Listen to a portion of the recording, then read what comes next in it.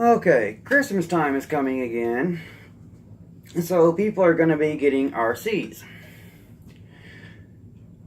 People that have watched my channel know I am more of a nitro fanatic, but when you are into RCs, you're going to have to get, there's some cars like my funny car,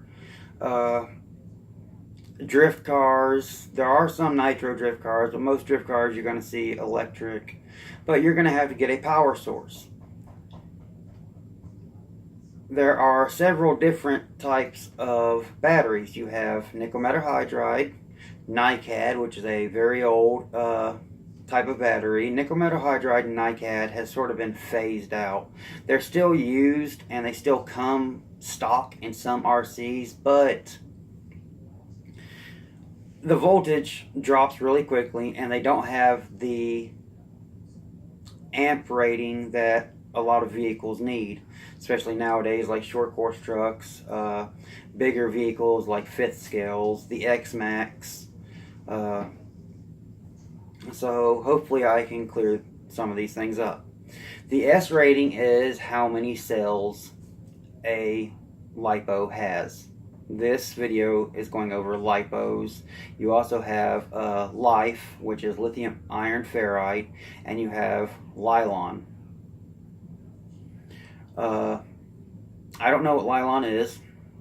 I know what it is. It's a lithium type battery, but I don't know what it stands for, because you usually don't see that. Lithium iron ferrite is a more stable version of a Lipo battery. Lipo batteries are the most dangerous batteries in the world because they are very unstable.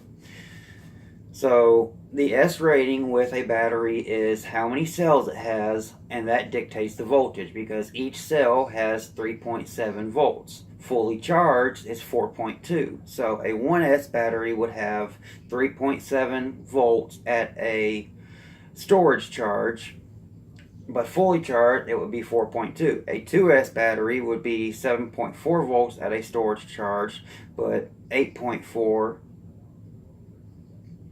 at a, I believe it's 8.4.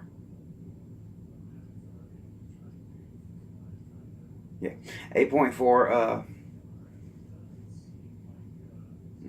8.4 volts when it's fully charged. A 3S battery, stock, like one of these, 11.1 volts. Fully charged, 12.6. 4S batteries like this right here. This is a Phantom battery, Phantom 3 and Phantom 4 use these for a little while, but then now they have more that have a higher milliamp hour rating, so you can get 30-minute flight times. I get 25-minute flight times, and that's good enough for me. I have 3 batteries, so I can fly over an hour just stopping, changing out a battery. So 25 minutes usually gives you plenty of time. So with a 4S battery, you're going to see 14.8 volts, but fully charged, you're going to see 16.8 volts. 5S, 18.5 volts, fully charged, 21 volts. 6S, 22.2 volts, fully charged, 25.2 volts. And then you get to the milliamp hours and the C rating. And this is where a lot of people get confused. What is a C rating? What does that mean? Well, a C rating coincides completely with the milliamp hour rating. So I'm going to take this 7500 milliamp hour 30C battery. Basically, you would take, this would be 7.5 amp hours. It would be 7.5 milliamp hours, because 7500 milliamps. So you would take 7.5 times 30C. That will give you 225 continuous continuous discharge.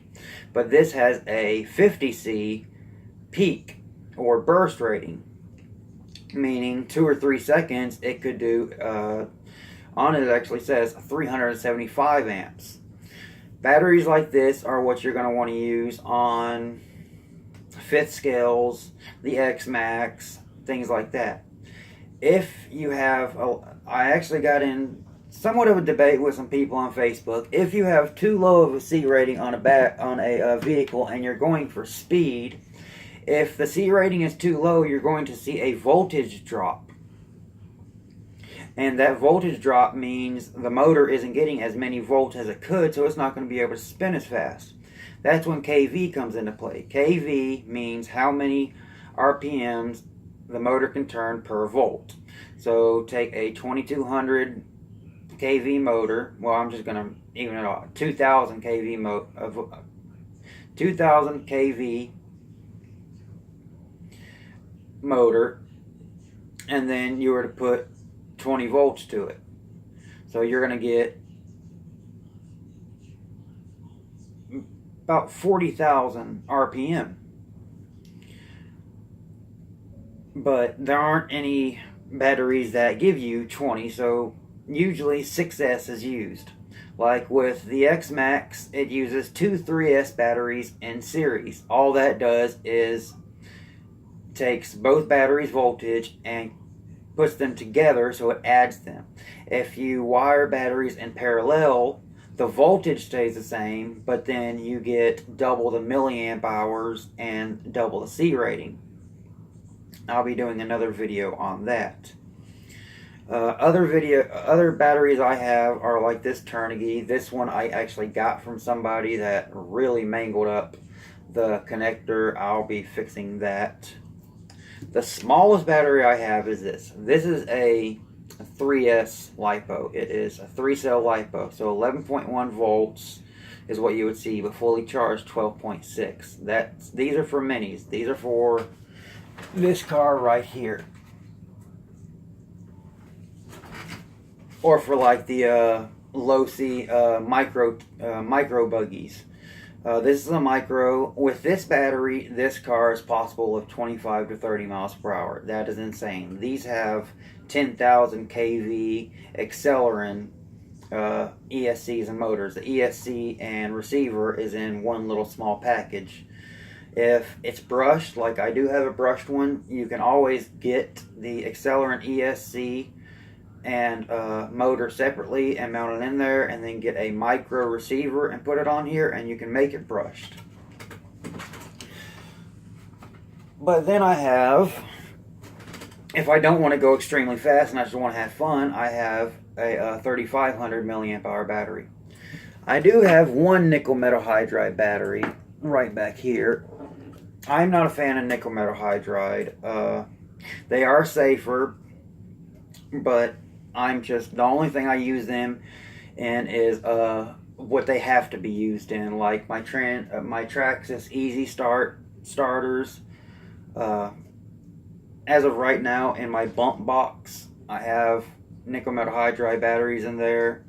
I'm going to be moving that over to a 7500 milliamp hour 4S, or possibly even a bump box battery, which is usually a lead acid battery, very similar to a motorcycle battery, just not as powerful.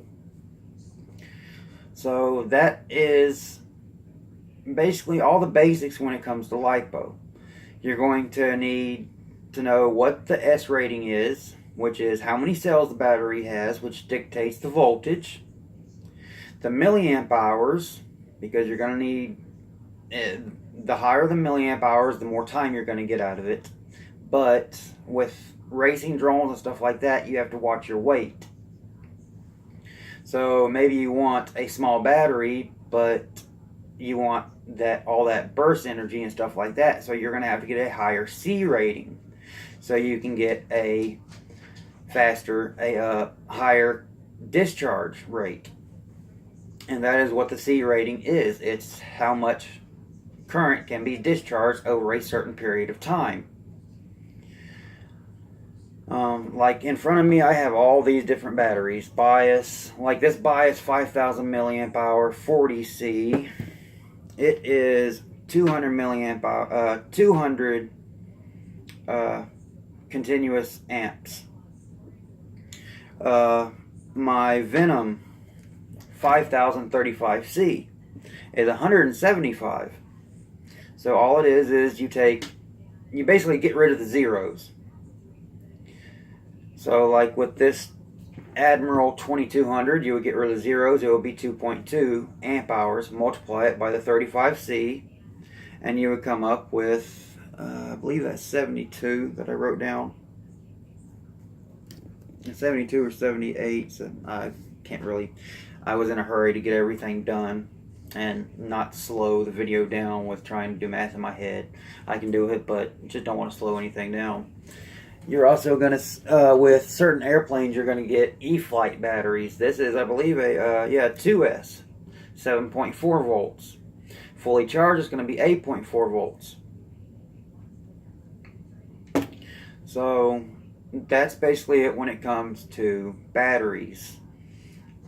If you're looking to really get the most out of your vehicle, you're definitely going to look at what is the vehicle capable of. Like this, basically your ESC and your motor is going to tell you what can it take. And it usually says it on the box. Like a Castle Sidewinder. If it's a 2-wheel drive vehicle, it can take 3S.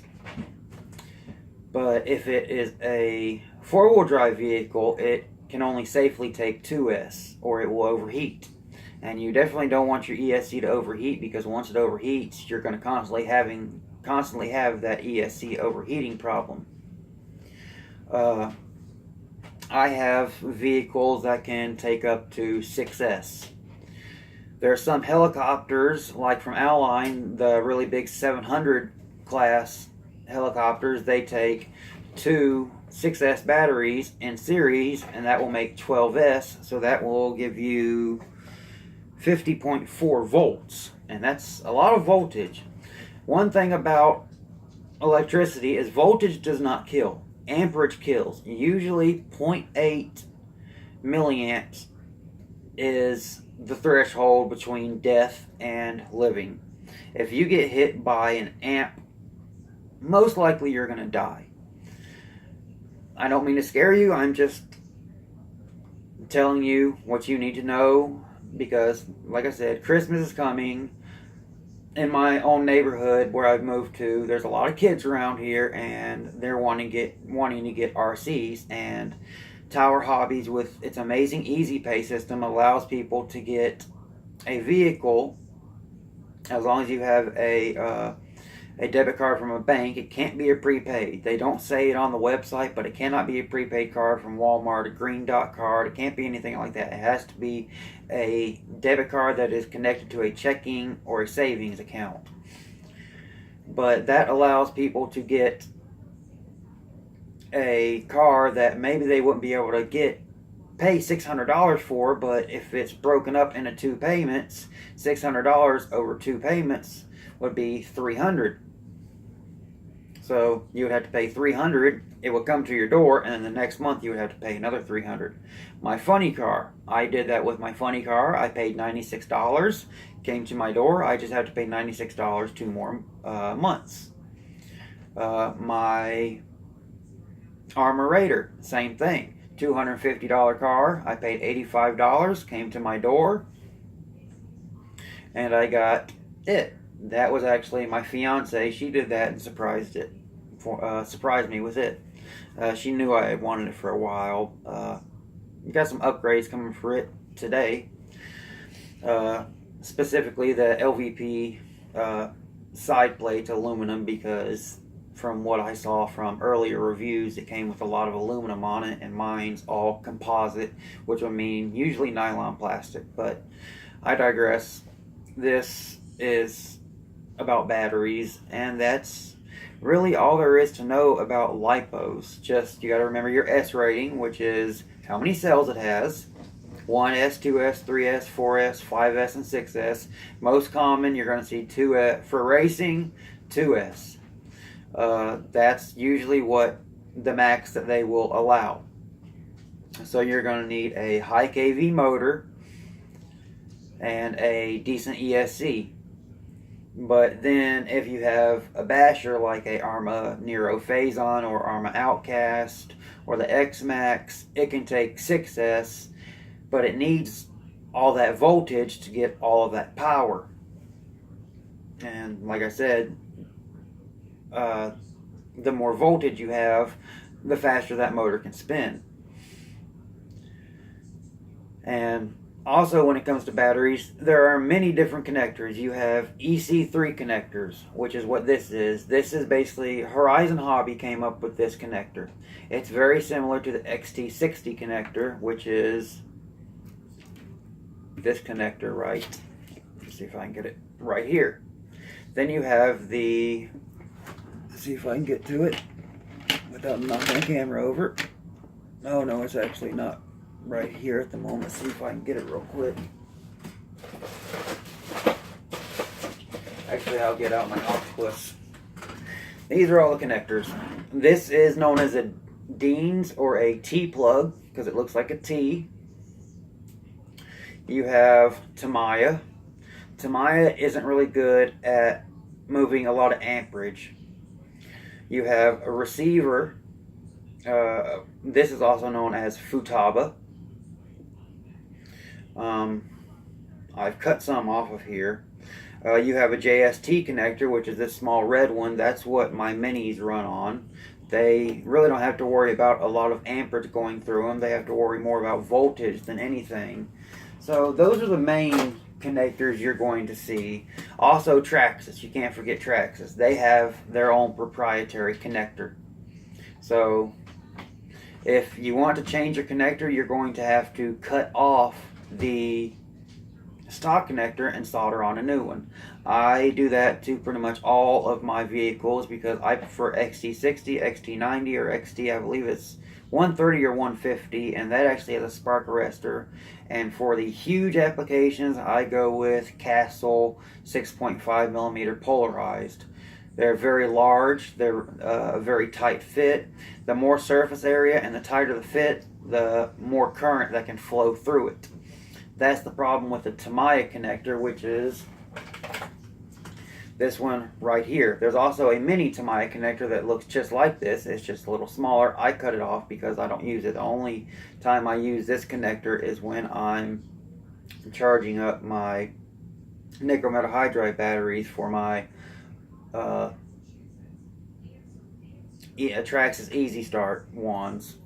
You could probably use Lipos in those, but I just haven't bothered. Probably a 2S would work in that. And a lot of vehicles nowadays even come with Lipos if you want to pay that little extra money. Personally, I would get the vehicle as is, and I would buy my own Lipos. I'm a huge fan of Venom because they come with a 1-year warranty. If anything goes wrong with that battery, that is not your fault. All you do is take a picture of it. Oh yeah, we were talking about Traxxas connectors. This is what a Traxxas connector looks like. Just 2 straight connectors. Only thing I don't like about that is there is a possibility of plugging it in the wrong way. You plug it in the wrong way, you're going to fry your ESC. That's why I have always stuck to XT style connectors because they can't go the wrong way. They're a very firm fit, they're connected very well. And then you have the last type of connector that I'm going to go over is the JST, I believe JST-X. That's what you're going to find on the balance cords on Lipos. When you charge a Lipo, you have to plug this in and this into the balance port. Because since it has 3 cells when it's charging, they need to be monitored so one cell doesn't go above the other while they're charging. So if they don't have the same resistance, if one has a lower resistance than the other, the one with a lower resistance is going to charge faster. Another thing is when I don't know if I mentioned this, but I had a debate with some people on Facebook about the C rating and how it could cause you not to get the full speed out of your vehicle.